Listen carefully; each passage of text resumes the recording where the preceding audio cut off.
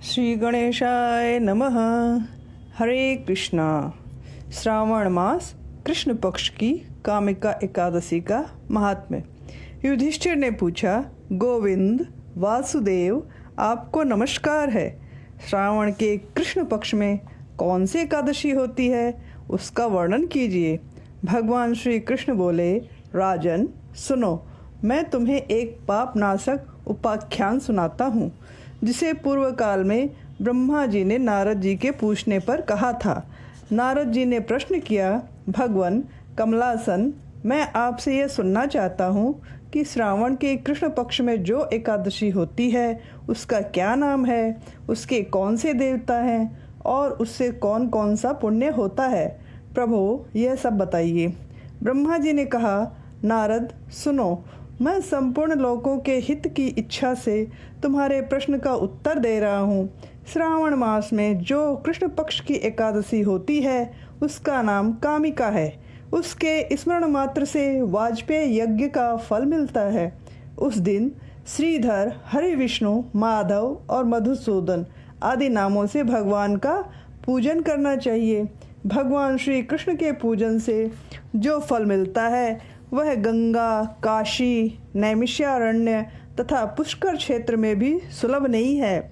सिंह राशि के बृहस्पति होने पर तथा व्यतिपात और दंड योग में गोदावरी स्नान से जिस फल की प्राप्ति होती है वही फल भगवान श्री कृष्ण के पूजन से भी मिलता है।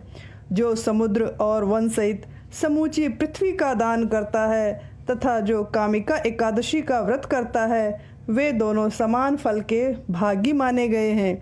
जो ब्याई हुई गाय को अन्यान्य सामग्रियों सहित दान करता है, उस मनुष्य को जिस फल की प्राप्ति होती है वही कामिका का व्रत करने वाले को मिलता है।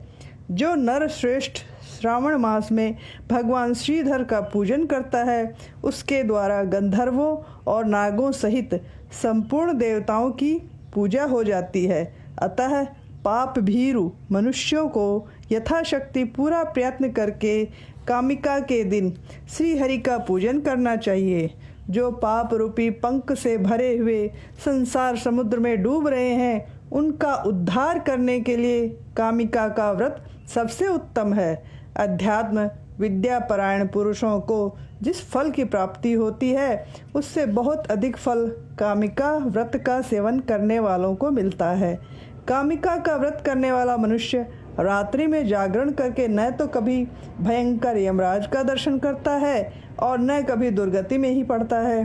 लाल मणि, मोती, वैदूर्य और मूंगे आदि से पूजित होकर भी भगवान विष्णु वैसे संतुष्ट नहीं होते जैसे तुलसी दल से पूजित होने पर होते हैं।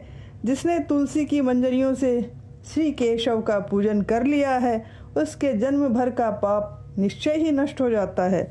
जो दर्शन करने पर सारे पाप समुदाय का नाश कर देती है, स्पर्श करने पर शरीर को पवित्र बनाती है, प्रणाम करने पर रोगों का निवारण करती है, जल से सींचने पर यमराज को भी भय पहुंचाती है, आरोपित करने पर भगवान श्री कृष्ण के समीप ले जाती है और भगवान के चरणों में चढ़ाने पर मोक्ष रूपी फल प्रदान करती है, उस तुलसी देवी को नमस्कार है।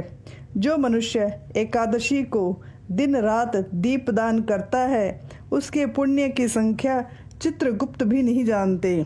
एकादशी के दिन भगवान श्री कृष्ण के सम्मुख जिसका दीपक जलता है, उसके पितर स्वर्ग लोक में स्थित होकर अमृत पान से तृप्त होते हैं। घी अथवा तिल के तेल से भगवान के सामने दीपक जलाकर मनुष्य देह त्याग के पश्चात करोड़ों दीपकों से पूजित हो स्वर्ग लोक में जाता है। भगवान श्री कृष्ण कहते हैं, युधिष्ठिर, यह तुम्हारे सामने मैंने कामिका एकादशी की महिमा का वर्णन किया है। कामिका सब पातकों को हरने वाली है, अतः मानवों को इसका व्रत अवश्य करना चाहिए। यह स्वर्गलोक तथा महान पुण्य फल प्रदान करने वाली है। जो मनुष्य श्रद्धा के साथ इसका महात्म्य श्रवण करता है, वह सब पापों से मुक्त हो श्री विष्णु लोक में जाता है। हरे कृष्णा प्रभु जी।